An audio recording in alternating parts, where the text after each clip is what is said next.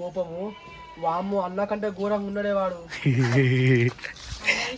పెట్టక్క నేను ఇంటికి వెళ్ళి చిన్నోని కోపం చూసిన కదా మన అన్న కంటే ఘోరంగా ఉన్నది.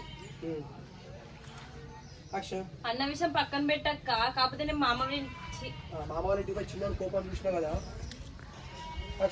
అన్న విషయం పక్కన పెట్టక్క, నేను నిన్న మామ వాళ్ళ ఇంటికి పోయినా కదా, చిన్నోని కోపం అయితే అన్న కంటే డబ్బులు అసలు డబుల్ కి మన గురించి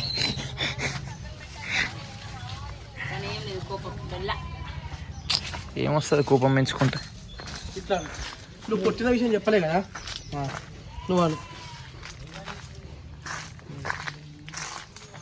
మరి ఇట్లనే ఇట్లయితే